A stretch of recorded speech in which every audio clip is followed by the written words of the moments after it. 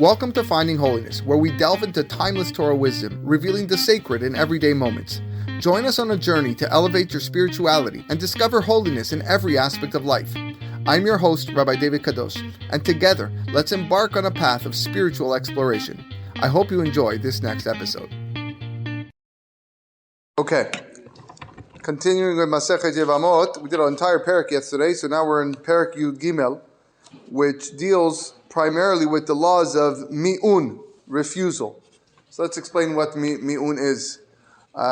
According to the Torah, a girl who is not yet an adult, that's the age of 12 and older, she can be married off by her father. Father can marry her off. She cannot get married on her own. She can't have any other relatives marry her off.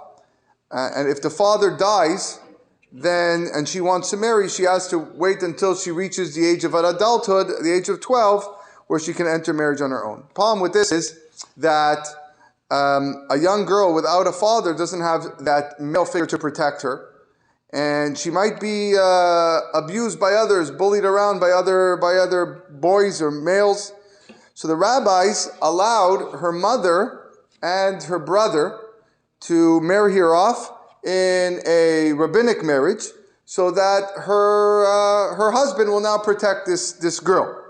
Now, part of the decree includes that this girl can choose to refuse the marriage.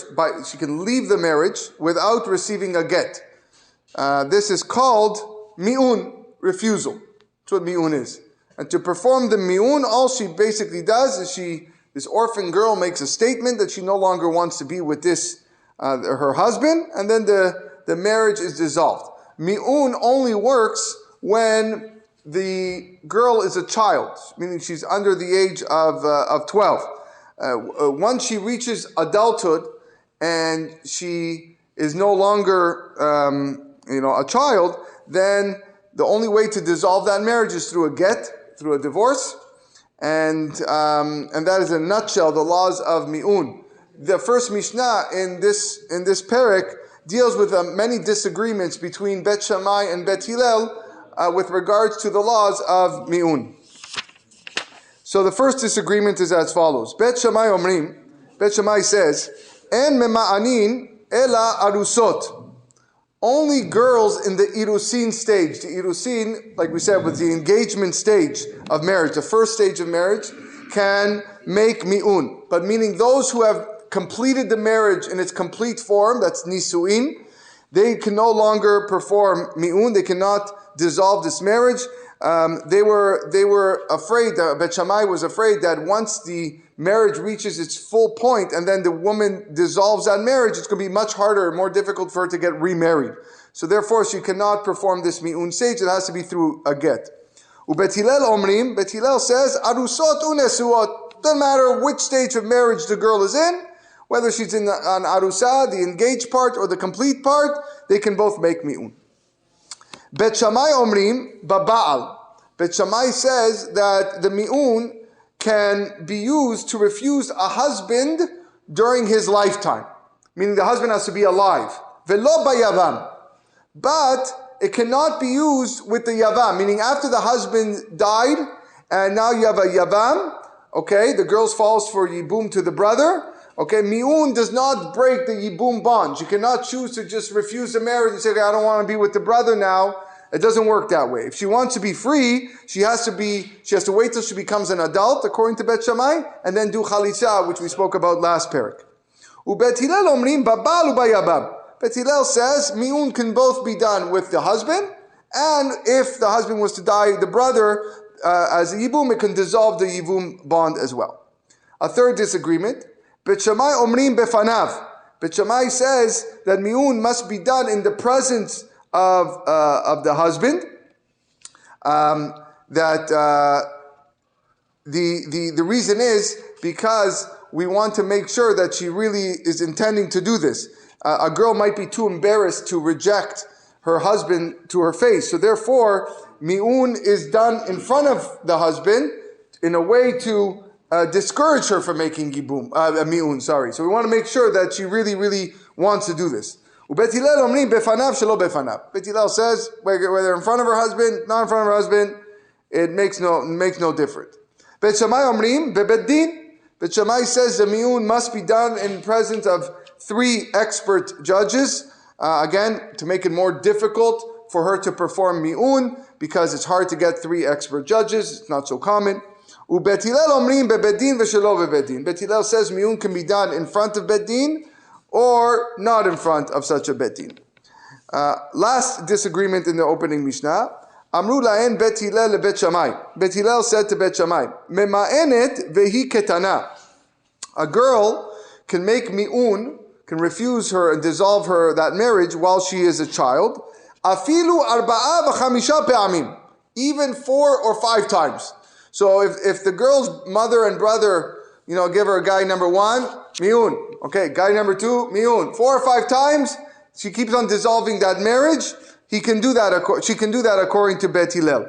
There's no limit to the number of times that she can refuse the husband. Amru lahen Bet Shammai. Bet Shammai said to Bet Hillel, not true. En benot Yisrael hefker.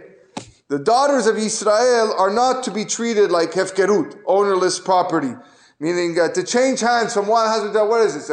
You're selling an iPhone here? One. That's not how it works. Right? She's a human being, and it's not right. Ela mema'enet umamtenet ad shetagdil.